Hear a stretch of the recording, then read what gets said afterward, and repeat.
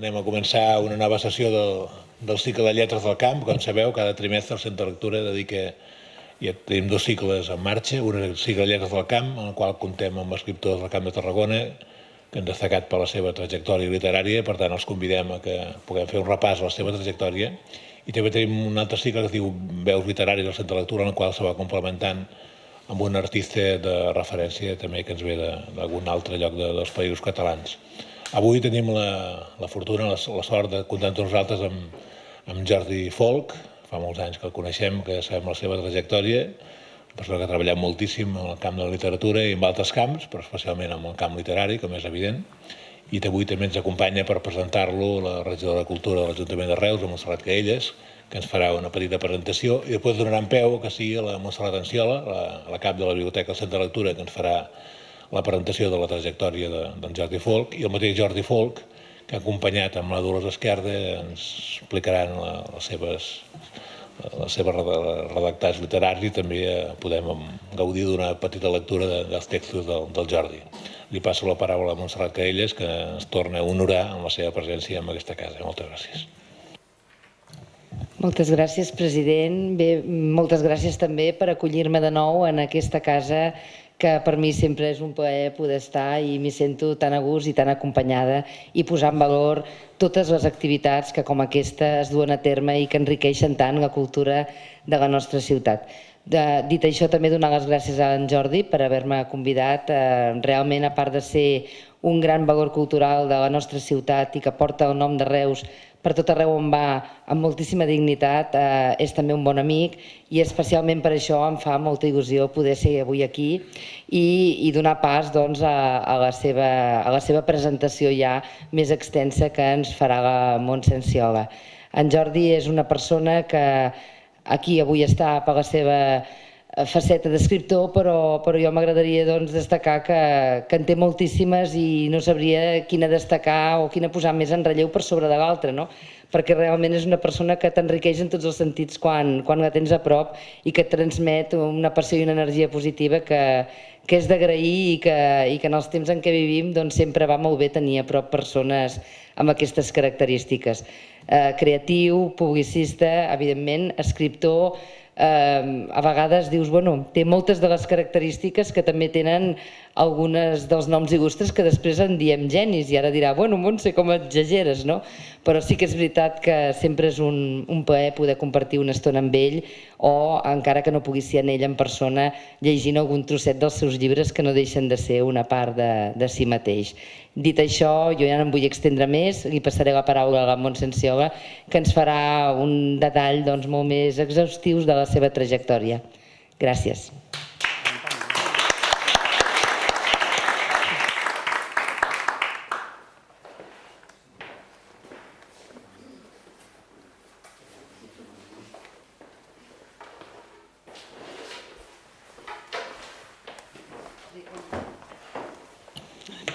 Bé, com ja ha dit el president i la regidora, el cicle Lletres del Camp, que està organitzat per l'Escola de Lletres del centre i també de la secció de Llengua i Literatura, el que pretenem és apropar-vos la trajectòria literària dels autors d'aquí del Camp de Tarragona. Avui hem convidat el Jordi Folch, a qui agraïm profundament la seva participació a aquest cicle. I dit això, passo a presentar-vos el Jordi. El Jordi Folch Gil neix a Reus l'any 1961. L'any 1980 inicia estudis de periodisme a la Universitat Autònoma de Bellaterra.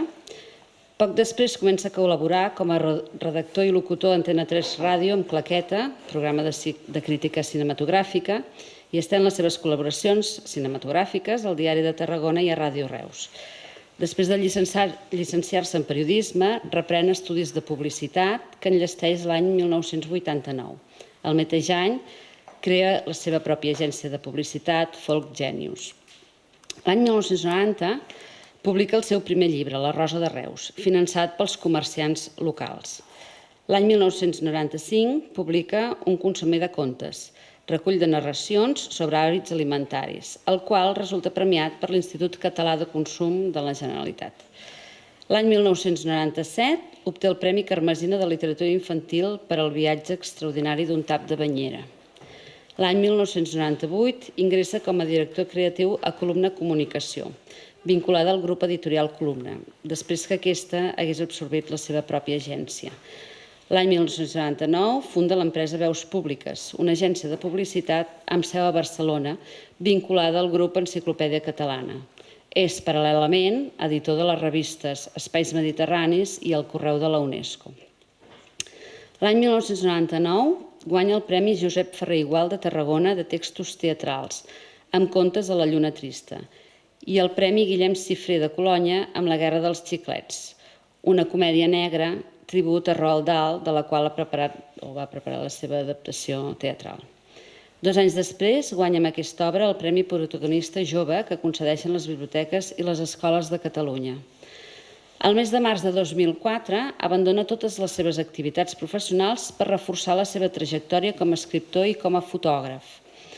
Inicia les seves col·laboracions a les revistes Viari de la Generalitat i Puzzle, d'aparició trimestral, on publica els resultats dels seus viatges conjuntament amb un text escrit.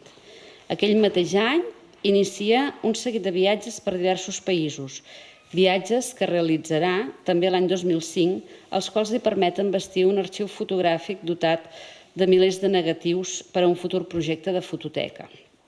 Al mes d'abril del 2004, el seu llibre 666 calaixos es converteix en el llibre més venut a Catalunya durant la Diada de Sant Jordi com a llibre infantil i juvenil. Arran d'aquest fet, comença un seguit de visites a centres culturals de tot el país que encara continuen. Al mes de maig obté el Premi Barca Nova de Literatura Juvenil amb l'obra El manuscrit de les bèsties, una novel·la de caràcter gòtic. Altres obres seves són Trucades des del cel, L'única i veritable llegenda de Sant Jordi, contada pel drac, Vols fer el favor de pujar-te els pantalons, una sàtira sobre el món de la moda. L'abril del 2012 publica 6 llibres. Alguns els tenim aquí, si de cas després ja us els ensenyaré. Llibre de l'Apocalipsi, Les vacances a la romana de la senyoreta Strauss i els seus amics, la novel·la guanyadora del Premi Folch i Torres de novel·la, llibre d'encanteris de la vella Taràndula, inici de la saga de l'avi Calavera, Primera memòria de Bel, un llibre de fotografies de viatges, La ciutat soñada, i La dona vestida de negre, un thriller psicològic de suspens amb el rerefons de les malalties mentals, on es presenta el personatge de l'Anna Barral, que reapareixerà a Boig per tu, el qual hi ha la coberta allà. Amb Ningú és un zombi guanya el Premi Barcanova Infantil l'any 2013, un llibre sobre la intolerància i sobre la diversitat social. L'any 2015 publica Boig per tu, L'avi Calavera i jo, i Àngels, dimonis, calaveres. Aquest mateix any 2015 crea l'editorial de narrativa Veus Públiques, que pretén donar veu als autors locals. El projecte editorial comença amb 2 col·leccions, una de literatura adulta i la segona que s'adreça a públic infantil i juvenil. En tot cas, suposo que ja ens aproparàs més al projecte. Jordi Folch també és un amant del teatre i de la fotografia. En la dècada dels 70 es produeixen les seves primeres aparicions damunt d'un escenari. Abans tot just ho comentàveu. Amb Les armes de Bagatela i El somni de Bagdad, amb dues del dramaturg Benet i Jornet. A més dels Pastorets, de Josep Maria Folch i Torres, el teatre de l'Orfeó Reusenc, que són les primeres experiències.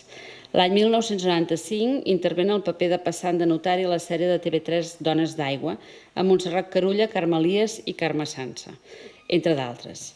L'any 2003 ho farà a la sèrie El cor de la ciutat com a doctor Carreras amb Jordi Buixaderes. Intervé en 2 curtmetratges i en diversos espots publicitaris. La seva aparició com a actor i model es desenvolupa fins a l'actualitat. Pel que fa a la fotografia, l'any 2002 reinicia estudis de fotografia 25 anys després del seu primer curs a Reus a l'Institut d'Estudis Fotogràfics de Catalunya. Continuarà després en diversos estudis monogràfics de retrat amb Humberto Rivas, Premi Nacional de Fotografia, processos avançats de laboratori, experimentació en blanc i negre, il·luminació, fotografia de mig format. L'any 2003, l'Ambaixada de la República Txeca financia la seva primera exposició fotogràfico-literària intitulada Praga, tota la bellesa del món. Un recull de 40 fotografies en blanc i negre fetes al llarg de 5 viatges a Praga. Bé, em sembla que, Jordi, no m'equivoco si dic que ets una persona hiperactiva. Endavant, explica'ns. Bé, en primer lloc, moltes gràcies al Centre de Lectura per acollir-me. Javier, és un plaer, un honor Montserrat, gràcies per aquesta presentació. Sabies més coses de mi que jo mateix. M'agrada molt estar aquí perquè em recorda el temps d'estudi, el temps de feina, el temps de veure's. I ara no recordava les melodies musicals que ens acompanyen. És que m'encanta, forma part de la identitat de l'empresa. Gràcies per la regidora, que sí que les vull tenir un acte, per tant, per acompanyar-me. Molts de vosaltres, no puc esmentar-vos tots, però a la millor llibretera de les comarques de Tarragona, Isabel de Bellar de Cambrils, a l'Empar, a l'empresa Còdul, a la família Anguera, a la qual li agraeixo moltíssim, de veritat, que em donin acollida, a l'Anna Tello, a la Montse, a la Mercè Folk, a la Lourdes, a la família Folk. Moltes gràcies, de veritat. Intentaré ser didàctic perquè quan em van plantejar parlar de mi em va semblar un acte de prepotència, de narcisisme, que no m'esqueia massa. És com aquell que es mira al mirall i diu que guapo que soc, i la veritat és que no m'he mirat mai al mirall. Sí, m'he mirat, evidentment, però no per dir-me que guapo que soc, tot que serà un altre.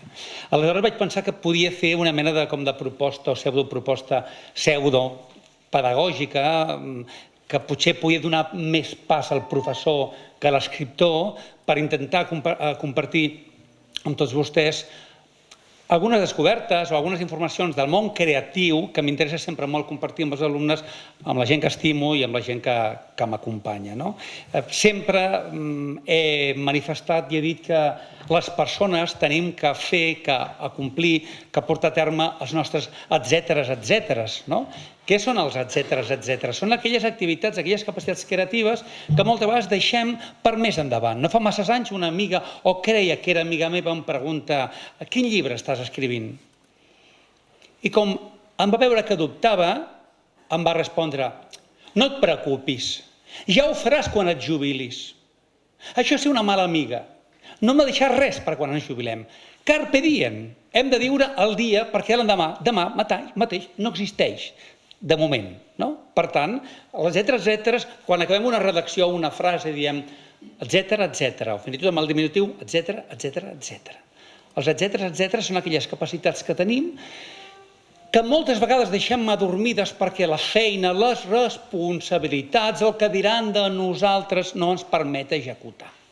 I quan de sobte te n'adones que l'Augusto Strindberg, l'autor de la senyoreta Júlia, el Lewis Carroll, el Juan Rulfo, a part de grans escriptors, eren fotògrafs, i en aquest cas de Strindberg, pintor, doncs una mica m'hi emmirallo jo per dir: escolta'm, en aquesta vida tenim moltes coses a fer i no pel que diran tu t'has d'aturar de fer allò que sentis que surt de les teves entranyes, que deia la Cristina Hoyos, la bailaora, que ballava amb les entranyes, amb allò que es porta dins. El que passa que sempre m'agrada compartir això, sobretot amb els meus alumnes de la universitat, ja des de petits ens etiqueten. Sense mala intenció, els pares ens pregunten: què vols ser de gran? I la nena pot dir infermera, pot dir mestra, i el nen dirà possiblement futbolista. I els pares haurien de contestar: només això? Perquè com no trobis feina de mestre, d'infermera o de futbolista, tindràs una frustració vital constant, difícil de pair. I a mi m'agrada precisament que les persones no esperin a la jubilació, sinó que cada dia es preguntin: què faig a la meva vida i què puc o què voldria o què podria fer més enllà del que la meva feina em porta a executar. I és insòlit perquè al segle XIV-XV, al 400, al 500, hi havia professionals que feien des de 4 a 5 activitats diverses. Leonardo da Vinci, Antonio Filarete, Miguel Ángel Buonarroti, el Pico de la Mirandola, etc. Per tant, no m'agrada això de etiquetar-nos, perquè etiquetar significa mutilar, significa retallar. Per això en aquesta vida, quan una persona aposta fermament per la creativitat, no es queda només amb el tema de l'escriptura, sinó que fa volar coloms. I dic una expressió i la dic adreces, perquè és una de les expressions que com a infants sovint rebem o a l'escola o a casa com element, perdoneu, castrador. I un dia vaig començar a fer una recopilació, no us les llegiré totes, i vaig arribar a descobrir 32 expressions catalanes que són per mi autèntics atemptats terroristes contra la imaginació. Quan et diuen estàs als núvols, aquesta nena sempre està pensant en les musaranyes, és a dir, es fa des d'una vessant crítica, o té la mirada perduda. Està als núvols, està al tercer cel, té el cap ple de fantasies, fa volar coloms, somia truites, somia perdius, està carregat de solfes, està a la lluna de València, perd el fil, té el cap ple de pardals, tiene la cabeza vacía, la cabeza de chorlito, que és un insult al chorlito, és un ocell que té un caparró molt petit. Jo, a les persones que acostumen a usar aquestes expressions, això va passar possiblement amb els mestres, quan un infant se li encanta per la finestra, Jo els diria aquella frase de Stephen Zweig que era no deixis que ningú et digui que estàs perdent el temps quan tens la mirada perduda en el buit. No existeix una altra manera de concebre un món imaginari. Per tant, si jo vull dir alguna cosa aquest vespre és que certament per mi no hi ha res millor que la creativitat, que et fa ric, et fa ple, i com som les persones creatives? Perdoneu, les persones creatives són persones terriblement divertides, amb molts amics, que sempre estem somrient, que sabem que l'endemà, per problemes que tinguem, sortirà el sol i començarà una altra oportunitat per viure i per fer allò que t'abelleix i que et ve de gust. Persones que assumim reptes, que ens fem preguntes, que som sensibles, que som tafaners, que som observadors, que no ens fa por el que diran de nosaltres, que un dels grans terrors retàvics, jo diria, de la meitat de la humanitat i potser de l'altra. Per tant, insisteixo, la meva vida d'escriptor i de moltes més coses, alguns dirien punyetes, doncs punyetes, són aquelles que em fan sentir-me feliç i que em fan realment sentir-me aferrat a la vida i sentir-me terriblement feliç. No parlaré ara de les 8 intel·ligències del Howard Gardner, que era aquella intel·ligència espaial, musical, lingüística, intrapersonal, etc., que fa que tu la portis en el moment de néixer. Durant molt de temps, l'avi i el pare volien que el nen fos advocat o fos metge, per seguir la tradició familiar.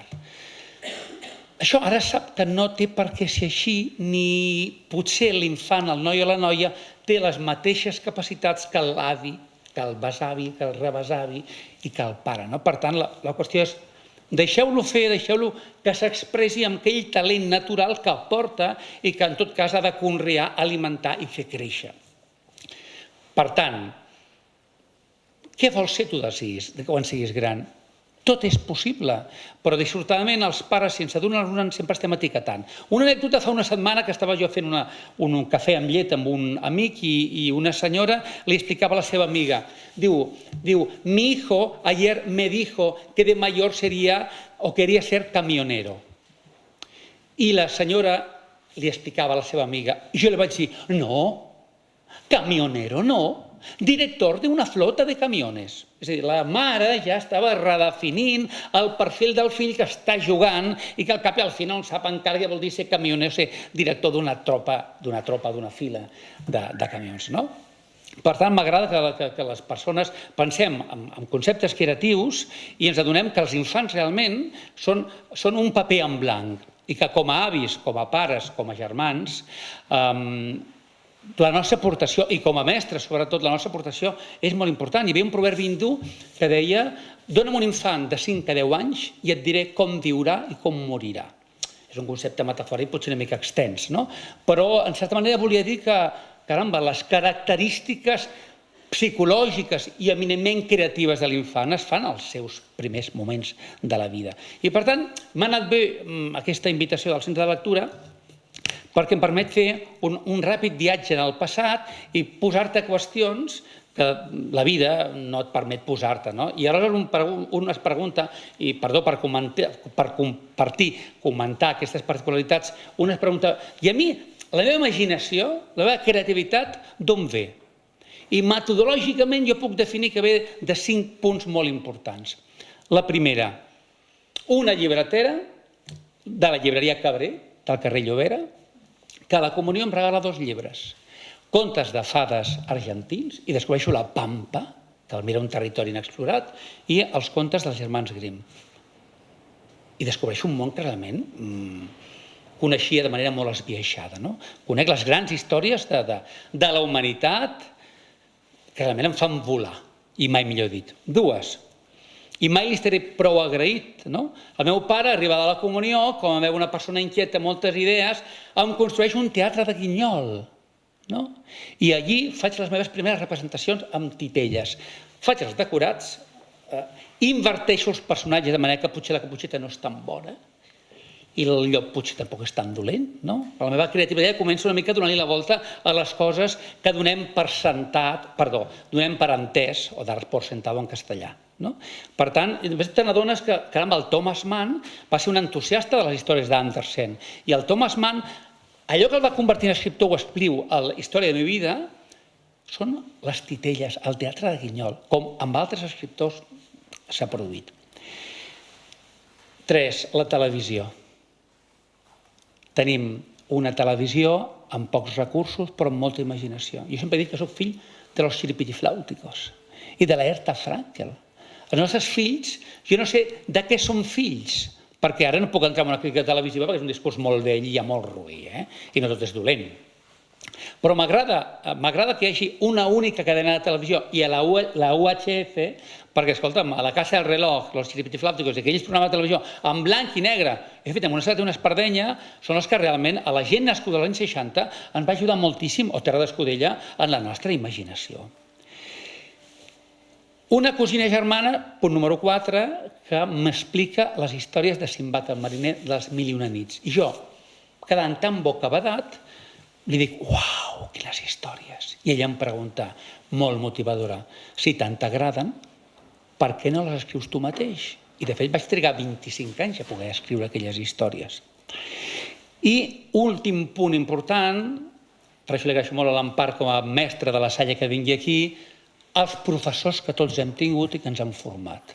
Primer, l'Herminio García de la Salle, una persona que anava sempre amb un vestit de color granata i que un dia a classe de recuperació de llengua construeix una frase que recordo com si fos ahir la tarda, que era a lo lejos se advertía la presencia de un solitario desmesurado roble.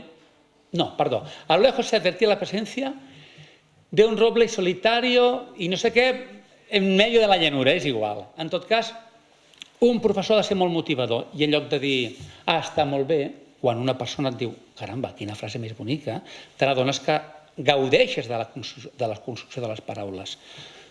Segon professor, el Herminio García, en 14-15 anys, 18 anys, al COU, literatura. Qui havia de ser? El Ramon Oteo. Oteo que realment ens impulsava als alumnes amb un enorme sentit de l'humor, no era allò... Potser sí que com a investigador i com a poeta i com a escriptor era molt acadèmic, però a classe era apassionant. Ens feia viure la literatura amb un sentit de l'humor meravellós. Per tant, clar, de sobte, te n'adones que en algunes escoles encara ara, jo recordo el meu fill Aleix, que amb 14 o 15 anys l'obliguen a llegir el mateix any La Regenta i Don Quijote de la Mancha. Això és matar lectors. Matar lectors! Perdó. Aleshores dius, escolta'm, ja el llegiran, o un cada any, o quan siguin gran necessiten llegir aquesta literatura.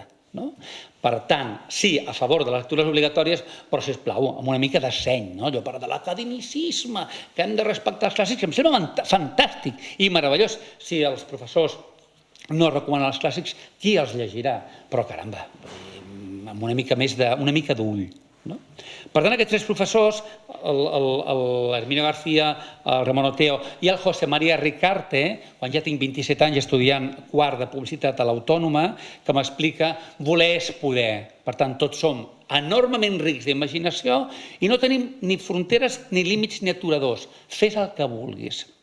Aquestes tres persones, realment a mi em defineixen o em converteixen en una persona que obre els ulls i obre les orelles, i començo a aprendre què és creativitat. I creativitat és simplement fer les coses d'una manera diferent com no s'han fet. I en aquell moment entenc què vol dir el pensament lateral i el pensament vertical que tenim tots. Què és el pensament vertical? I no vull fer classe perquè si no acabaríem. El pensament analític, el pensament causa-efecte, que no em serveix creativament. Per què cau la poma del pomer? Doncs el grau de maduració de la poma ha fet que pel seu propi impuls hagi estavellat al terra. No m'interessa a mi aquest pensament vertical. Què és el pensament lateral? Totes les opcions que no entren en aquest primer pensament. Per què ha caigut la poma? Que no escolta més que precisament aquella poma havia de caure en aquell moment perquè l'Isaac Newton descobrís la teoria de la gravetat. No, és que aquella poma havia de caure perquè l'anaven a agafar per fer el tema del llançament en bar del Guillem Tell. No, és que aquella poma és un dibuix animat i per tant hi havia un cuc dins que ha anat roïnt l'os, etc, el pinyol, perdó. Tot això és possible. Jo dic una poma i dic un pomer, no explico d'on ve la poma ni com és el pomer, és a dir, hem d'obrir el nostre cervell per escapar-nos del que entenem o de la primera idea que rebem que a nivell creatiu no ens és útil.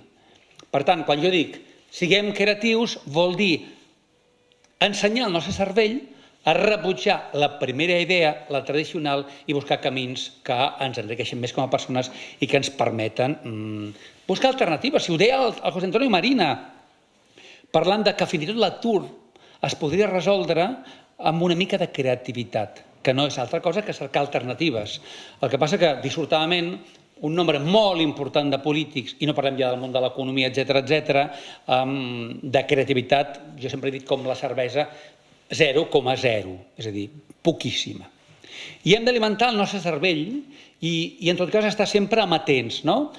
Quan a mi se m'acut escriure el primer llibre, que és La Rosa de Reus, que és aquest d'aquí, i que no teniu, i que us el donaré perquè el tenia a casa, no? Doncs a mi em passen dues coses. Una, el José María Ricarte, voler és poder, tots som creatius, tira endavant. Dues, acabo de llegir per tercera vegada La història interminable, del Michael Ende, i dic, uau, m'encanta aquest llibre. Tant de bo jo pogués escriure una història així. I em poso a escriure un llibre, i com soc de Reus, i a Reus hi ha hagut sempre una força comercial importantíssima, acabo parlant amb els botiguers que col·laborin publicitàriament posant una inserció publicitària, sigui en una tanca de la ciutat, o sigui, mira, moltes botiguers dissortadament han desaparegut, no? L'Esport Sentís, el Tomàs Barberà, el Figarola, la botiga del cafè encara hi és, el Domingo encara hi és, l'Olga, vull dir, posant petits anuncis publicitaris. Per tant, ja em venia certes ganes de fer coses diferents, no? De manera que la Rosa de Reus, o les cartes de Reus, o el Tom de Ravals, o les notes de Reus, que jo edito a l'empresa Folk, Genius i companyia del carrer Monterols, no tenen altra missió que fer volar coloms i ajudar a fer-los volar als altres. De la Rosa de Reus t'agafen les ganes i comences a escriure els teus propis etcètera, no? Que és precisament, un dia vaig al forn del carrer Ample i se m'acut què passaria si una persona, doncs, a l'arribar demanés la tanda. Qui té la tanda, si us plau, molt nostra, no? I la tanda fos una criatura invisible, fugissera, entremaliada, que comencés a passigar el cul de les senyores per fer-les oblidar qui havia arribat en primer i en segon i en tercer lloc i escriure un conte, no? O te'n vas a Montbrió i veus l'Horta Florida, que després serà un balneari, i penses en el balneari dels telèfons. I comences te'n vas a una botiga, casualment a Cadaqués, on hi ha un Napoleó, un Puccinelli i un Arlequí, i penses què passaria si marxessin, si desapareguessin. Per tant, tot es converteix en una guspira, una explosió a la vegada que et porta a inventar-te històries que estan allí i que s'han de trobar. Després del etcètera, escric una història que es diu Primeres aventures de Pere Ganxet, un personatge nostre, el Josep Maria Bages i el Ramon Ferran, que passa en un supermercat. Insisteixo en el món del comerç. I després de les primeres aventures de Pere Ganxet, em passo en un llibre que es diu Cròniques de la mitja lluna, que passa al món del comerç de Tarragona. I a partir d'aquí, un llibre porta a l'altre. D'on venen les idees? Les idees no s'han d'anar a buscar, estan. El que passa és que moltes persones tenen com la informació equivocada de dir ara em posaré a escriure un llibre o ara em posaré a esculpir. Se'n poden sortir amb aquest imperatiu de fes-ho? Sí, però jo crec que la creativitat no és això. Ara em poso creatiu. S'és creatiu sempre. És un pilot vermell que quan encenem no apaguem mai, amb la qual cosa les idees venen soles i unes encadenen a les altres. Ho va dir un estudiós, que és que la creativitat és una activitat autotèlica. Telos, finalitat per si mateixa, automàtica. Què vol dir? Que crear ha de ser tan divertit com escriure, com fer esport, com escoltar música, que no té un benefici o una repercussió econòmica, que ho fas per pur plaer de fer-ho, no? Perquè la benzina de la creativitat és passar-t'ho bé, divertir-te. Jo els dic alguna vegada als estudiants, no? O als infants, quan vaig a fer fòrums, si heu de fer una redacció, heu de fer un treball, si no us ho passeu bé, no ho feu. Però us faltarà aquella empenta i aquella emprenyamenta per dir vull passar-m'ho bé, vull fer alguna cosa diferent. I a partir d'aquell moment, quan una persona entra en aquesta fase de ser creatiu, ja mai més l'abandona. I un dissabte al matí estava dins de la banyera i et diverteixes molt i te n'adones de quelcom que sempre ha estat allí, però fins a aquell moment tu no t'has adonat.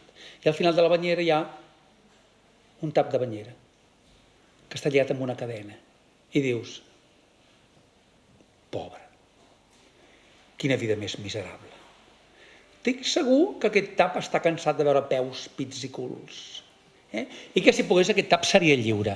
Què has de fer tu? Alliberar-lo. Com?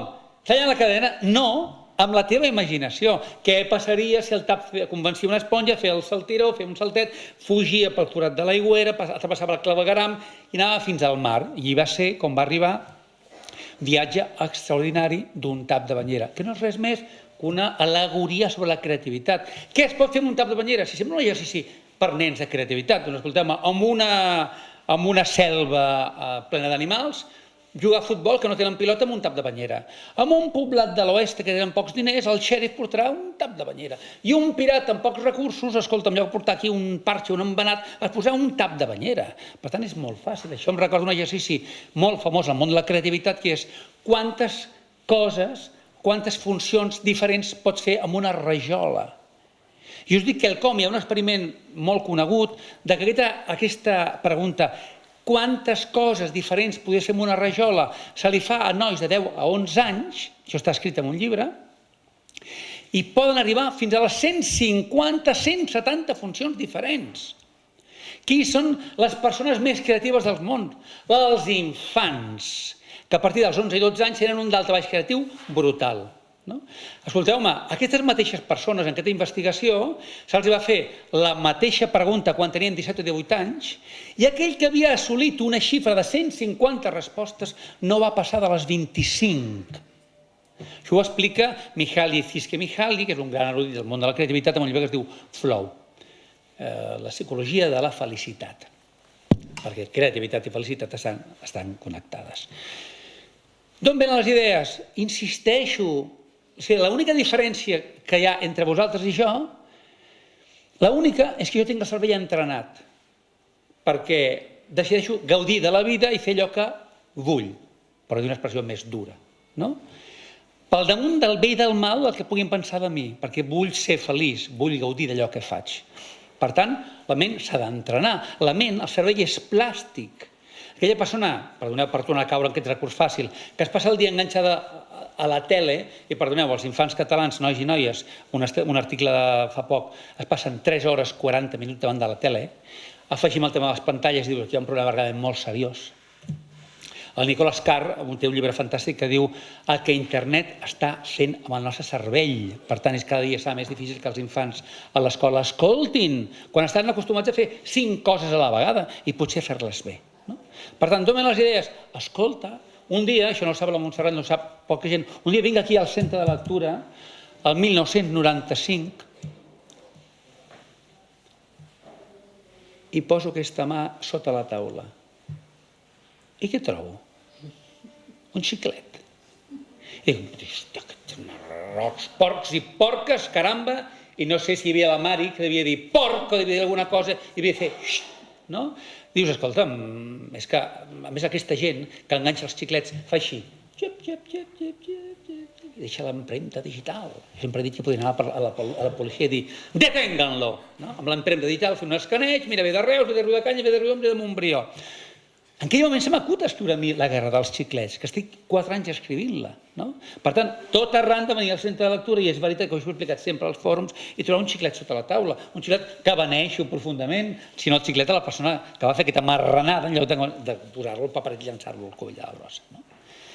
Un llibre porta l'altre. A mi em donen un premi, el Guillem Cifra de Colònia, i el Josep Maria Eloi, que són molt bons amics, surt com a membre del jurat i diu: reunits els membres del jurat, pensem que no hi ha cap llibre que mereixi el Premi Guillem Cifra de Colònia. Si més no, encara que ens sembla una obra massa comercial, acordem donar-li al senyor Jordi Folch. Jo surto tot content, però pensant: què vol dir que no és un llibre massa comercial? Que els llibres no estan per vendre i per llegir? I en quin moment penso, com a repte personal, assumim reptes la gent amb imaginació. Escolta'm, hi ha un vers del Martí Pol que diu: porto la tarda recolzada al braç. I jo mateix perdut dintre la tarda i segueix el vers. Jo penso, caram, si en Martí Pol, que en sap més que jo, porto una tarda recolzada al braç, jo m'hi penjo un matí de primavera. I va ser així com vaig començar a escriure un llibre que va ser potser el més reconegut a nivell de vendes, que es diu 666 calaixos. Ja si t'agrairé, si et sembla, per descansar una mica la veu i a vosaltres de la meva expressivitat, si ens vol llegir un fragment, que és el primer capítol del llibre 666 calaixos. Fes-te enrere, senyor de les tenebres, o et partirien dos amb la meva espasa. Torna amb les teves ombres, amb les criatures malignes, amb els monstres que viuen en la foscor.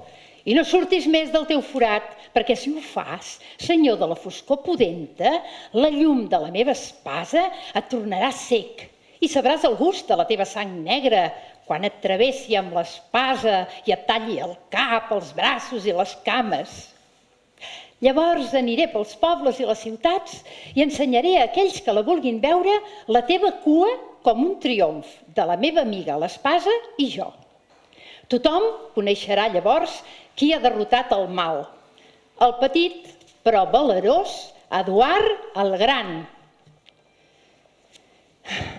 No sabia si posar-me a plorar, de ràbia. Només feia 2 dies que jugava amb la meva espasa galàctica, en la meva lluita a mort contra les forces invisibles d'ocupació.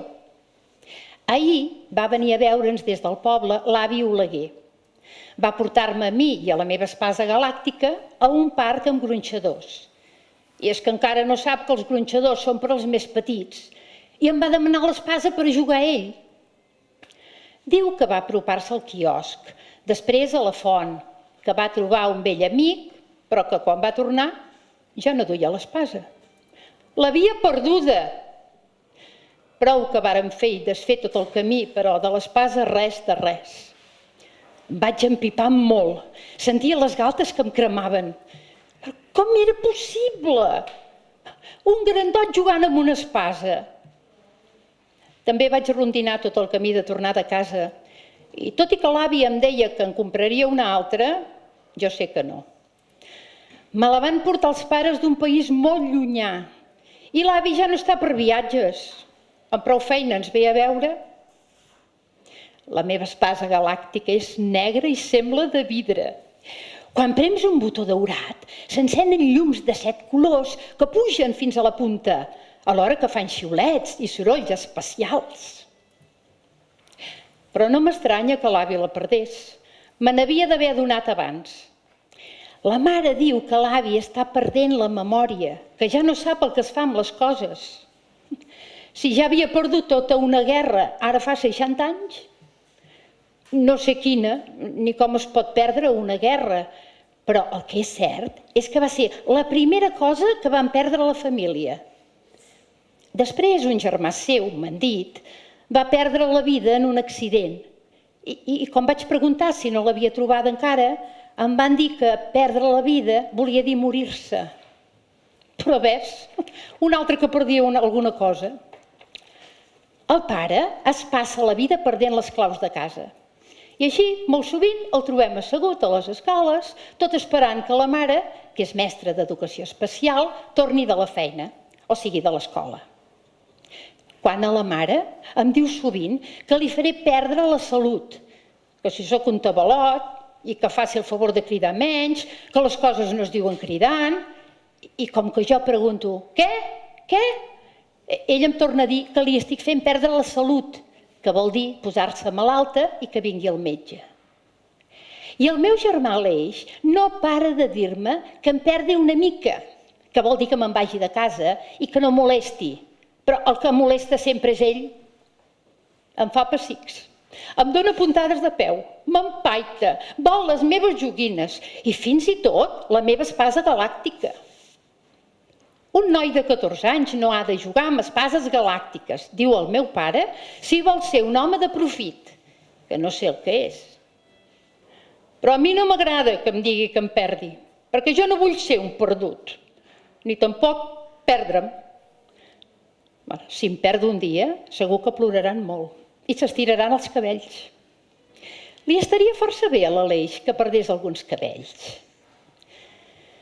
Devem ser una família molt perduda per aquestes coses i per moltes d'altres que no puc dir, perquè són secretes. L'espasa m'ha fet perdre la gana, la son i la mare afegeix que la rialla. Sense espasa un rei no pot governar, ni un cavaller valent podria lluitar a la guerra i salvar el seu poble, ni tallar els 7 caps del drac, si un dia decidia presentar-se. Ni jo podria guanyar el senyor de les tenebres. Si se n'assabentava estava perdut. I aleshores sí que estaríem tots ben perduts. En un no-res hauria mort tota la família i la destrucció i el caos s'estendrien arreu. Per això, com diria l'Aleix, tenir l'espasa és ja un assumpte nacional de vida o mort. Moltes gràcies. He escollit aquest fragment perquè molts em pregunten jo vull començar a escriure, però què explico? Tots tenim una vida. Si algú em coneix, i són un grapat dels que em coneixen, sabran que aquí està ple de referents familiars. Jo tinc 2 fills, l'Aleix i l'Eduard, que són els protagonistes del llibre, i el meu avi es deia Oleguer, de manera que, escolta'm, comences a lligar caps i cues i la història no costa tant. De manera que els propis records, la pròpia experiència fa que la literatura comença a enlairar-se. Nosaltres, per exemple, el meu avi tenia un forn.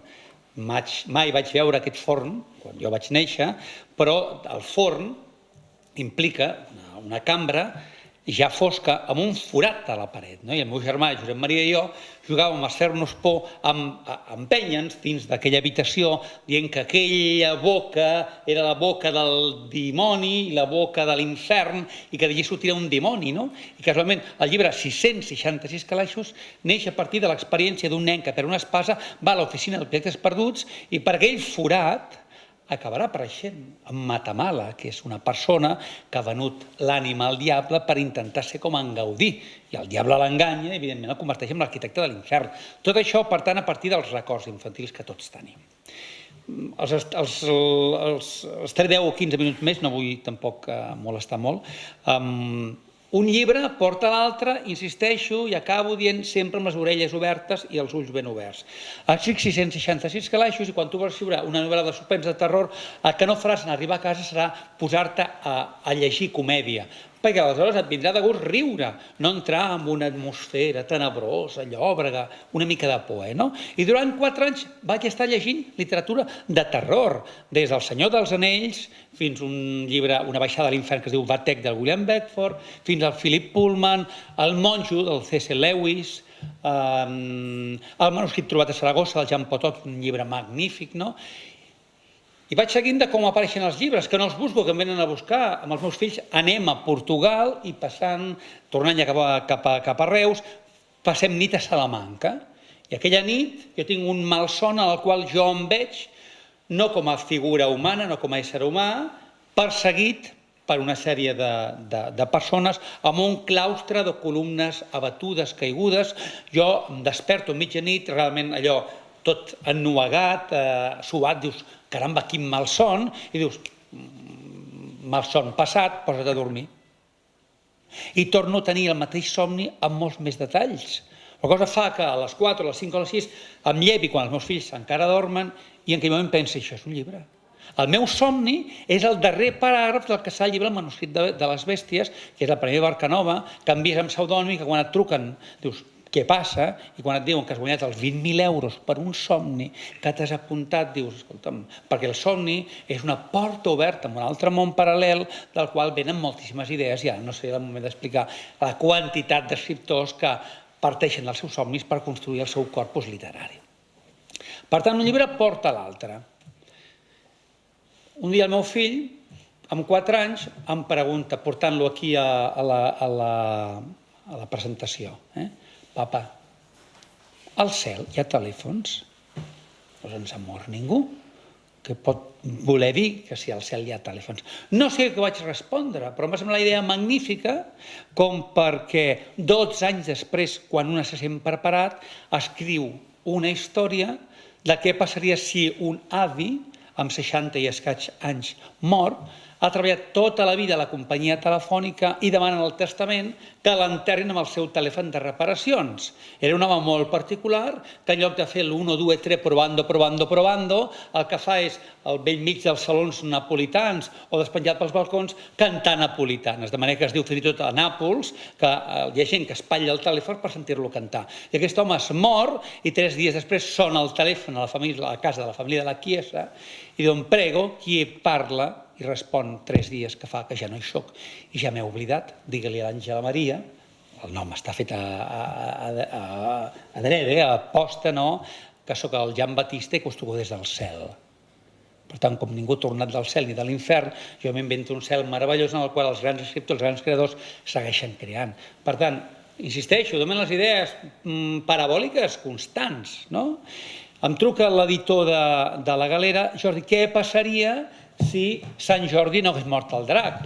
I m'engresca la història i en molt poc temps escric l'única i veritable llegenda de Sant Jordi contada pel drac, vista des del punt de vista del drac. Per tant, un repte que assumeixo i que realment fa que m'engresqui i que va tenir molta repercussió el dia de Sant Jordi de l'any 2006. Vaig enllestint, Un dia vaig a una escola i em trobo que un parell de nois pugen amb dificultats les escales de l'Escola Pi, en aquest cas de Mataró, mira per on, perquè van amb els pantalons gairebé caiguts, ensenyant, no diré el cul, però sí els calçotets. Dic, caurà, i cau. En aquell moment dius, ara me'n riuré d'aquesta gent que es deixa influir per la moda, una dona amb trastorns de personalitat múltiple, i és quan m'invento, vols fer el favor de pujar-te els pantalons, que va portar per moltes escoles del nostre país, on hi ha un debat de si moda sí o moda no. I això és enriquidor a nivell que els infants n'han de parlar de coses que no sempre se'n parlen. Un dia maten, ho llegeixo al diari, a un noi a Barcelona a Montjuïc perquè li ha fet un petó als llavis al seu company, un amor de 2 homes. Em començo a investigar i és quan en aquell moment trec un llibre que es diu Primera memòria d'Abel, que és un conjunt de cartes d'amor d'una persona que ja està morta però del qual recuperen les seves cartes. M'agrada haver escrit aquest llibre perquè era un repte per mi investigar un món que no coneixia i que em permet escriure un llibre d'amor. Pregunten, si vols una novel·la d'amor, doncs aquí tens una novel·la d'amor, amb l'altra que acabo ara, que és El boig per tu. Per tant, són coses que passen, que tu dius i que vols escriure perquè penses que necessites expressar la teva queixa, la teva opinió. Recordeu que Cesare Pavese, un escriptor que es va suïcidar amb 50 i escaig anys, deia la literatura ha de constituir una defensa contra les ofenses de la vida. Per tant, quan alguna cosa et molesta, com a persona creativa, en lloc de queixar-te, de bordar, el que fas és escriure un llibre i compartir-lo. Queden 3 llibres. L'any 2012 entro en una pàgina que es diu Loquo, on hi ha una secció que no coneixia que es diu Intercanvi professional, on les persones comparteixen de franc les seves habilitats. Per exemple, jo m'ho imagino, m'ho invento. Jo vull aprendre jardineria i ser anglès. I hi ha un jardiner que m'ensenyarà a mi jardineria, com tenir cura del jardí, jo li ensenyaré anglès, ningú no paga res. I em trobo una noia que es diu Anna que vol fer planes web de franc que està començant. Jo tenint la pròpia plana web dic, mira, fem una subweb de viatges. I em poso a enviar un e-mail, diu, i a canvi quina és la contrapartida? Diu, que diré que he fet la teva plana web, l'escriptor Jordi Fol, dic, mira, si et vols, parlo de tu amb altres persones, fem-ho. I dic, escolta, Anna, això és real, estic enllestint un llibre ara, no puc dedicar-me a preparar les fotografies. No, no passa res, no passa res. 15 dies després, dic, no he acabat el llibre, no passa res, no passa res. Un mes després li escric, Anna, m'he dedicat els últims dies a preparar una sèrie de fotografies, a manipular-ne, n'he fet 400, agafa'm 40 si vols, perquè és de franc, i em respon, no. Ja he fet les webs que volia, ara ja no m'interessa, no? Jo em quedo de pasta de moniato i li responc sense comptar fins a 1.000, Anna, això no es fa. Com dius abans, jo no em dedico a aquesta feinada ara a preparar les fotografies. Dic, mira, millor que ara estàs començant, perquè si fórem un professional no t'ho perdonarien, les coses no es fan així. Mira, no em facis la pàgina web, molta sort, endavant, i tots els èxits del món. I aquí jo crec, s'havia acabat la història, i la noia em contesta amb un email dient que jo sóc un cregut, un setciències, de quin planeta vinc, que quina sort ha fet de no conèixer-me, que no té cap ganes de conèixer-me, i etcètera, etcètera, etcètera. Jo durant 2 dies vaig estar tremolant. Dic, com és possible una persona que no em coneix em tracti d'aquesta manera? I a més m'han dit al seu email, no cal que em contestis perquè no te'l penso ni llegir. 2 dies després me n'adono, dic, esclar, que em contesta d'aquesta manera. Si em contesta d'aquesta manera és que aquesta noia està boja, està rematadament boja. I és en aquell moment, si em llegis el llibre, sí, la dona vestida de negre. Una noia, un llibre sobre les obsessions amoroses on invento el personatge d'Anna Barral, no és el seu nom. Si un dia em passa alguna cosa és que l'Anna autèntica, els emails que estan aquí en aquest llibre són els seus. De fet, a l'editorial li vaig dir, poseu que els emails no em pertanyen. Em van dir, no cal, no cal. Menys una que em vaig inventar dient soc alta, soc rossa, soc prima, per construir el personatge. Els altres emails no són inventats meus, són els de l'Anna, que em va menysprear, i jo, no pas per venjança, sinó assumint reptes, vaig dir, ara la faig grossa i la faig dolenta. Molt dolenta, i li poso una malaltia mental, no pas per venjança, simplement per exorcitzar els fantasmes, no sé el que vulgueu. Ens vol llegir un fragment de La dona vestida de negre, molt breu, i anem enllestint. Si no tens una adreça electrònica i un domini que puguin visitar per saber de tu, si no tens un blog o un fotoblog, si no apareixes amb un mínim de 3 o 4 referències quan algú escriu el teu nom al cercador, si no et troben al ciberespai d'alguna o altra manera, aleshores no existeixes. Que la gent perdés el temps al Messenger, que es creuessin els uns i els altres missatges electrònics, no servia per altra cosa que perquè sabessin de tu una vintena o més de contactes i perquè éssers anònims t'enviessin spam, t'ataquessin amb virus de tota mena i tones de correu malintencionat.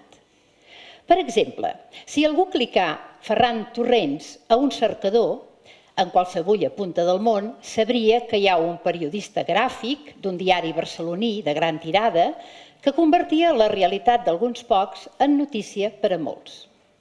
Una imatge valia més que 1.000 paraules i a la web del fotògraf podien recuperar-se aquelles instantànies que Ferran Torrents havia disparat entre els cossos moribunds en la ferralla d'un cotxe accidentat, en l'explosió accidental a la petroquímica de Tarragona, a la caiguda d'una enxaneta d'un 3 de 10 en folre i manilles a Vilafranca, o en l'arribada d'una estrella de la gran pantalla al Festival de Cinema Fantàstic de Sitges.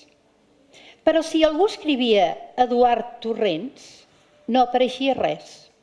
Com si l'Eduard, que havia estat jugador de bàsquet pel seu 1,88 m, que estudiava a l'Institut Salvat Papasseit de Barcelona i que volia estudiar periodisme a l'Autònoma, senzillament no existís. Això el capficava. Ell era dels molts que tenien una adreça electrònica i punt i final. En allò de trobar-se multiplicat a internet, també volia ser com el seu pare, que tenia quasi 20.000 planes, espais o notícies que parlaven d'ell. Esclar, en Ferran Torrents tenia 44 anys i 20 d'exercici de professió. Ell, l'Eduard, tenia 17 anys, un munt d'il·lusions prop de 6.000 fotografies fetes i poca cosa més. Gràcies. El fil conductor d'aquesta conversa, d'aquesta exposició, la tesi principal és que no s'han de buscar els llibres, sinó que els llibres venen. Que tots tenim una enorme capacitat per escriure, passant-nos-ho bé, i sempre a partir dels nostres records o les nostres vivències. Com més textura tingui la nostra vida, més fàcil serà posar-nos fil a l'agulla per escriure, o per pintar, o per esculpir, perquè la creativitat no són arts plàstiques, no és pintar ni dibuixar, sinó la creativitat és una assignatura pendent al nostre segle que afecta a la política, a l'economia, a la societat i a qualsevol àmbits del coneixement. Que els llibres no es busquen, que venen sols si una persona sap parar la parabòlica i capturar-los. Enllesteixo La dona vestida de negre, Llibre d'Encanteris de la Bella Taràntula, som allò que llegim, deia el Jaume Cabré, som allò que mengem, som allò que veiem. Possiblement, de no existir el Tim Burton, La nòvia cadàver, potser un llibre com el Premi Folk i Torres, La Bella Taràntula, i les seves continuacions, L'avi Calavera i jo, molt recent, i Àngels, Timonis i Calaveres, no hauria existit. Quin és el repte? Un infant que està acostumat que el seu avi cada Nadal li llegeix un conte, però el seu avi és mort. Tot i així, rep una carta dient si ets prou valent, vine a la porta del cementiri, que algú et vindrà a cercar i el teu avi, com cada any, llegirà un conte. És un homenatge a en Pere sense por, que descobrirà un altre món, el món de la ultratomba, on els humans no estan benvinguts. Per tant, és estirar el fil de la imaginació, fer volar coloms i estar obert a que tot allò que és possible. I mai tallar les ales ni tallar-se les ales. Dic això perquè, i vaig enllestint, hi ha el que es diu la teoria dels 10 anys. Ha estat defensada per Malcolm Gladwell, per Mihaly Csikszentmihalyi, pel Premi Príncep d'Astúries, el Howard Gardner. La teoria dels 10 anys vol dir que si tu cada dia, amb cap de setmana lliurement i amb vacances, cada dia dediques 3 hores a fer allò que t'agrada, pintar, composar o escriure, quan arribes als 10 anys de fer allò regularment, el teu cervell s'obre d'una manera prolífica tan enorme, acabes de tenir tanta fe en tu mateix que els llibres no s'escriuen sols, però gairebé. I un ha de tenir una fe cega en si mateix. El llibre d'Encanteris de la Bella Taràntula, la meva editora em va prohibir que digués en quants dies l'havia començat. Jo mateix em vaig esgarrifar. El vaig començar dilluns i diumenge l'havia enllestit. És una obra d'enginyeria mental en absolut. Això és com el paleta que pica pedra o fa alçar cases, que a mesura de fer-ho, escolteu-me, com us penseu que l'Espinàs pot escriure un article durant els últims 30 anys o 25 cada dia? Una persona que ho fa regularment va sol i li dona una fe il·limitada en si mateix. En aquest llibre em passa quelcom. Estic escrivint i de sobte em surt un drapaire. Un drapaire. No estava al meu plantejament mental sortir un drapaire. Jo tinc dues opcions. Dic per si pot servir una mica l'exemple en algun cas vostre, no? Retallar, i amb ordenadors és massa fàcil retallar per si vols recuperar algun text després, retallar i seguir on jo pensava que la història havia de seguir, o, escolta'm, això és un joc. Això ho faig per divertir-me. Benvingut sigui el drapaire, a veure què passa. Escolteu, el drapaire és una figura fonamental de la història que tanca el llibre, no? Sense el drapaire, jo no sé si m'haguessin donat el Premi Folk i Torres, però una figura cabdal en tota la història. Per tant, tots hauríem de començar a fer els nostres etcètera perquè en 10 anys puguem assolir un nivell, com, escolteu, hi ha molts llibres sobre els 10 anys, Picasso, Shostakovich, grans creadors, al moment que assolien els 10 anys, no és que la seva obra anés sola, però tenia una força, tenia una versemblança, tenia una qualitat que no havien aconseguit abans. En aquell moment jo m'adono que realment escriure va sol, i no ho diré públicament en masses ocasions, igual que el llibre de la Bella Taràntula, arriba un llibre que es diu Les vacances de la senyoreta Strauss i els seus amics, no, Vacances a la romana de la senyoreta Strauss i els seus amics, que també estic en una setmana. Escolteu, el Boig per tu he estat 3 anys, no vaig a fer jo miracles, però quan les coses venen donades perquè tu estàs passant bé, deixa't anar. Que no pots escriure, que no pots dir que una novel·la no és prou seriosa, està escrit en una setmana. Escolteu-me, mireu, La metamorfosi va ser escrita en 21 dies, és una obra mestra. Per tant, deixem estar el tema del temps. El temps és relatiu. Vaig enllestint. Orelles i ulls. Vaig a un congreso de creativitat a Màlaga, hi ha una noia asseguda a l'altre costat del passadís que s'està esventant les cames, no? Deu fer calor. I em sembla més estrany que la seva mare agafa un ventall i li esventa les cames a la seva filla. Dic, caramba. I m'hi miro i me n'adono que hi ha un caparronet d'un gos dins d'una bossa, no? De mà. L'avió comença a enlairar-se que la noia, una noia, a més, perdoneu que us ho digui, bastant mal vestida, que em dona a mi joc literari prou suficient, pren el timbre, no? I el Sant Sabel, què passa, què passa? Diu, és que el gosset ho està passant molt malament, fa molta calor, poden posar l'aire condicionat? Ja li diré al comandant o al comissari, no sé què va dir en aquell moment, i se'n va anar. Vaig dir, hosti, quines penques, ara posant l'aire fred perquè el gosset té calor, no? I al cap d'una estona, com aquella noia no tornava, que ha parlat amb el comandant, diu, sí, diu que no és possible, se'n va anar. Vaig pensar, uau, ara inventarem un balneari a Roma on les mascotes, on els animals de l'aristocràcia europea van a passar una setmana de desconnexió. I això m'ho passo jo rient, que si maquillatge, que si fer-te les ungles, si banyador, si una desfilada. Sabeu que el món dels gossos té un món paral·lel enorme. El Jim Carrey, l'actor, s'ha estat molt criticat per la quantitat de diners que llença, i mai millor dit per les seves mascotes. Per tant, tot és estar plegant allò que et passa al teu costat. I acabo. Dues històries. Un dia em compro una revista on diu, una revista de llibres que mai havia comprat, on diu com s'arriba a vendre de bé la literatura zombi. Jo penso, no m'interessa gens. I escric un llibre que és Ningú és un zombi, que em dona la gran sort de guanyar la Barca Nova. Últim llibre. Boig per tu. Vaig estudiar teatre amb el Carles Sabater, el notava molt a faltar, era una persona excepcional, meravellosa, i volia, en certa manera, recuperar-lo, asseure'l davant meu. I, caram, he viscut a Reus tota la vida. Jo recordava els diumenges veure persones del Pere Mata, amb roba una mica baldera, gent controlada mentalment.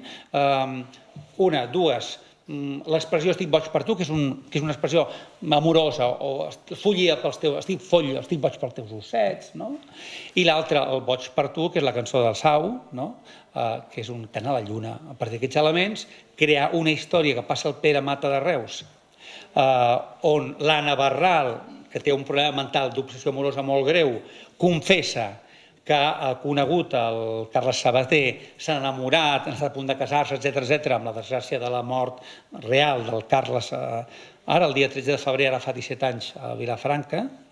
Doncs, i és estirar el fil, construir un llibre. En aquest cas és un llibre molt documentat, parlant amb metges, parlant amb malalts mentals, per construir una història que sigui versemblant. I el mateix doctor Labat, que em va ajudar amb informació del Pere Mata, em va dir que ara em va semblar metge. Aquest principi de versemblança és fonamental per construir una història que sigui real. No sé si m'he estirat massa, Montserrat. Jo la recomanació que els faria és gaudeixin de la vida avui, no esperin a demà, facin allò que no han fet mai o han tingut por de fer, no passa res. Els recordo aquell informe de fa un parell d'anys, va sortir en premsa, d'una infermera a Austràlia que va fer una investigació a 150 moribuns, persones de 80 anys llargs, als quals els va preguntar si tornessin a viure què farien de nou o què no farien, i ells van dir m'hauria divertit més. 2. Hauria fet més el que em roti, no tant esperar el que els altres esperaven de mi. Hauria estimat molt més. Hauria tingut molt més amics. I hauria fet, m'ha fet la gràcia la paraula, hauria fet possible els meus etcèteres, que el món de vegades entra en col·lisió perquè tu no siguis tu mateix i no els facis.